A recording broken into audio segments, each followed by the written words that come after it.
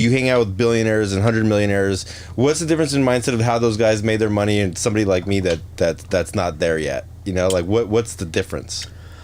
I mean, greed probably, you know, like just, yeah, I mean, in order to get to $1 billion, you have to, like, I mean, there's a few factors, like, unless you, like, hit the lottery or some shit, like, you have to really ruthlessness. Well, yeah, you have to be super shrewd, you have to really fucking, like, want like infinite amounts of money. You have to, because I mean most people, they make like a couple $100 million bucks, so like I got, you know, 200-300 million, I got enough, like I don't need to make no more money, I don't need to work, like I got more than I can spend, you know what I mean? Like you have to really like want money to become like a billionaire and a billionaire multiple times over, like a lot of these guys. Because to me it's like when I hit $1 billion, $2 billion, I'm out. Like I'm never gonna work another fucking day of my life. Like I'm not gonna do anything that I don't want to do for money ever, like ever again. I'm not gonna fucking take meetings, I'm not gonna fucking, you know, like network. I'm not gonna fucking do shit, nothing. Like I'm just gonna live my life and do whatever the fuck I want, which is similar to how I live now, but like occasionally I take meetings, right?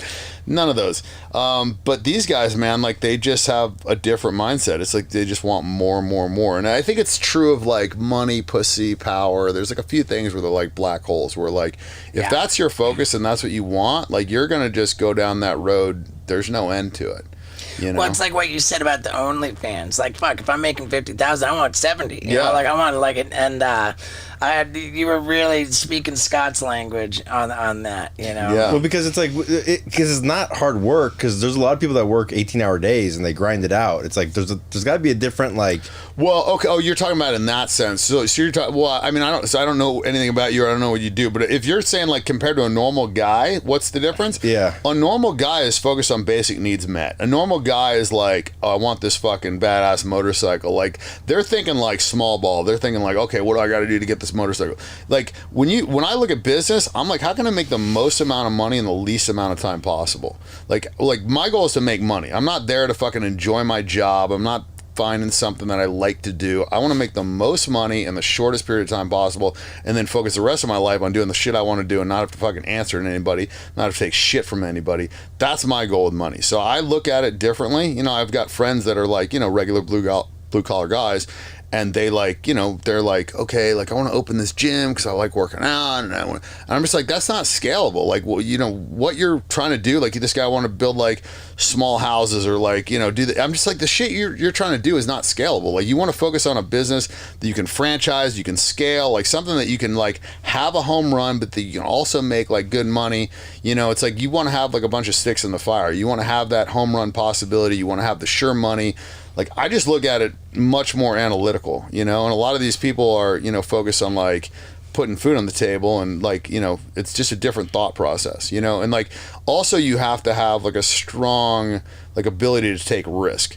Like a lot of people are not nearly fucking like capable of taking the kind of risk that a lot of these billionaires take. I know billionaires that go broke, and it doesn't surprise me. Like it surprised a lot of people, but it doesn't surprise me, because in order to have that mentality of like, I want more, you have to constantly be overreaching. So it's like for these guys, you know, like Andy Beal, I mean, I think the guy lost like $4 billion shorting Tesla or some shit, you know what I mean? Like, and I've seen guys like, you know, and he was almost like considering going all the way. And if he would have gone all the way, I think he might have gone broke. And so it's like, to me, like once you have $1 billion, you should literally never go broke. Like you should, okay, go gamble with 100 million. Like, you know, you want to make more money, fine. Like, you know, take a piece and just like, you know, risk that. But like these guys will risk it all, you know, and sometimes that's why they got where they got, is because they're willing to fucking risk it all. Like a buddy of mine, he was worth 500 million bucks. I'm talking to him on the phone. I'm like, just like, he had like almost all of his money in this hedge fund, you know. I'm just like, and he was running the hedge fund and he was like taking a lot of risk. He's a natural gas trader. And I'm just like, bro, like stop. Like, you're getting a 30% free roll on everybody's money that's in the funds. You still have fucking upside. You know, like what's the difference in your life quality if you go from 500 million to $1 billion? Not much. Now you can own the yacht or maybe have a bigger yacht, you know, but if you rent it, you're still on the same fucking yacht, the same amount of time. Like your lifestyle doesn't really change that much. But if you you cut in half or you lose, you know, 400 million, your life changes a little bit. It's like the analogy I give in poker. It's like if you've got $100 million and some guy in poker says, I'll give you 10-1 odds and I'll flip you a quarter for that fucking $100 million. So I'll give you $1 billion if you win. or if you lose, you go broke. You never take that flip. Like, anybody takes that flip's a fucking idiot. And most times in life, you're not getting 10 to 1 odds on your fucking money. So, like, once you get to a certain level of wealth, like, you shouldn't be taking big risks with your money. You know, there's a lot of ways to have possible home runs, you know, with like some seed capital and a startup or whatever, where you're not risking like all your fucking money. So, like, I think a lot of people just think about it wrong, you know, and they take risks unnecessarily. Hustler Academy over here, dude. Seriously. Yeah. Well, it's important, like, because you have to understand, like, the incremental difference between having 700 million and having $1 billion is not much. But, like, you know, or 500 million to 700, it's like your life doesn't change that much. But, like, when you start going the other way, your life starts changing. You start working. I mean, depending on, like, how spread out you are, because a lot of these guys are spread out. Like, I mean, I own a plane. I pay $3 million a year just for my fucking plane, you know? So, like, people have, like, you know, nuts, you know what I mean? Like, there's, like, costs that you have to cover. You got 5 houses. I got 27 staff members. You know what I mean? Floyd's got 360 people on the payroll. So it's like, it depends on like how big your operation is, but like, as you get more wealth and as you get more properties, you have to have people take care of the properties. There's all this shit, right? So like, it scales. And so I don't know. It's probably a fucking long-winded answer. No, I love it, It's epic, dude. Thank you for that. It's epic, and I'm asking because like I've always had this idea of like it's all perception, and so like I always wanted to write a book anonymous, and then have like I would ask you, hey, give me a 1-pager of what your idea about money is, and then you would write a page about it. It wouldn't even be what your name is, but at the bottom would be what your net worth was, and then the next person. So you get like a poor person, you get a rich person, you get all different varying degrees of it, because some people are like, man, money's the root of all evil, it's this, is that. It's like, well, they probably don't have money. Or is that accurate? I mean, so I've got different theories on that too. I mean, basically the way I look at it is, you know, a lot of people equate money to happiness, and it's not. It's more freedom. And I think money brings happiness and pleasure as you go up. But what people don't understand is, like, once you have basic needs met, you don't get incremental happiness for more money. You do for a short period of time.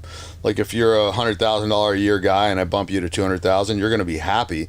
But that's not going to last. You're going to get used to 200,000. I mean, it's stripper mentality, right? Like, a stripper makes $10,000, she spends $10,000, and now all of a sudden her baseline, what she's used to, you know, the baseline doesn't bring you happiness, right? A baseline is 0. You can go up to 10, you can go down to -10, but let's just set that the baseline is 0. Or you want to set a baseline of 5 and the top is 10 and the bottom 0, whatever. The point is, wherever you are in your baseline, that doesn't bring you happiness. My problem is, you know, and a lot of rich people, their baseline is a fucking 10. So, like, there's nothing that I buy that brings me happiness. I bought a Ferrari. I wasn't happy for more than 24 hours. Put 100 miles on the fucking thing in a year and got rid of it. You know, like, I just didn't care. But when I was younger, that would have brought me to a fucking 10. The difference was my baseline when I was younger was a fucking 3 or a 4. You know, when I was in the military, it's probably a fucking 1. You know what I mean? Like, making $860 a month.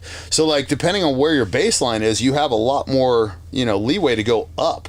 And if you're making $860 a fucking month, you don't really have very far to fucking go down. So the thing is, like, when you get used to a high level of wealth, and now, like, every car that you drive is a, you know, fucking Mercedes or a Rolls or whatever the fuck ever, then, like, when you go and rent a car from Hertz, it's always a fucking letdown, you know? If, like, you're staying in a fucking, you know, $40 million house, and you go out and you rent a house, it better be a pretty fucking baller house, or it's going to be a letdown. Like, when I travel, I got to bring all my staff members, chefs, assistants, fucking all this shit, you know, so that I can, like, semi-maintain the, like, what I'm accustomed to, or else it's kind of a letdown. Like, you know, so it's, you know, it sounds cool and whatever, but sometimes, like, you know, it's a blessing and a curse. You know, when you're used to this level, then all these things are letdowns. So it's like, that's why I think a lot of, like, rich people are unhappy, is because, you know, like, a normal guy look at a rich guy and be like, oh, well, this motherfucker's driving a Lamborghini, he's got the hot bitch, he's, you know, eating the fucking good steak. Like, how could he not be happy? Because to him, if he were to step into those shoes, that would immediately make him happy. But this guy's used to all that shit. So when this guy doesn't get a perfect steak, or his fucking bitch is an 8 instead of a 10, he's like, what the fuck, you know? And so, and most people look at that and be like, oh, that dude's unappreciative, or he, you know, blah, blah, blah, like, you know. But no, he's just used to that shit, you know? And it's like, he's had that for so long that that's what he's used to, you know? And so, I think perception is the big thing. That what I want to do when I become a billionaire is go work at Walmart for 3 months and have like a full reset. Not Walmart, I probably work construction, but like whatever the fuck it is, like $100,000 a year job, basic needs met, but like a massive fucking like change in life, right? And then you get used to that. Just like when I got out of boot camp, man, I was like happy to go to fucking, you know, Outback Steakhouse. That was a 10 for me. You know, getting 8 hours of sleep was a motherfucking 10. You know, there's like a lot of things where it was like after boot camp, man, like basic shit, like somebody not screaming at me all motherfucking day was nice. You know what I mean? Like, so it's all perspective. You get out of a concentration camp, you're gonna be fucking happy about a lot of shit, you know? So it's like a lot of these people bitch that their fucking life sucks and this and that, but it's like, it's all relative. Like if you're used to, you know, a shitty life, then a lot of things are going to give you these pleasure spikes. I can't get pleasure spikes anymore. I fuck a hot bitch, it's whatever. You know what I mean? I get a badass car, it's whatever. You know what I mean? Like I eat a great meal, satisfies me, you know what I mean? But I'm like, I'm not getting those pleasure spikes. And for a guy that like has been seeking pleasure for so long, it's kind of shitty. And I compared it in the book. It's like being a drug addict, you know? It's like you take a you know, being a pleasure seeker is like being a drug addict. You take a Percocet, makes you feel good. You know, now 2 weeks later, you got to take 2 Percocets to get the same feeling. 3 weeks later, you're taking 3, 4, 5, and then eventually you're taking them just to not feel like shit, and you don't get high anymore. Same thing with pleasure. So what gets you high now?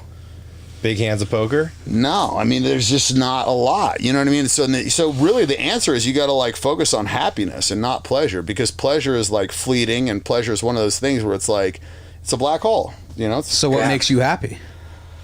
Oh, fuck. Surfing, doing mushrooms, hanging with my friends. You know what I mean? Like this shit that doesn't cost money, to be honest with you.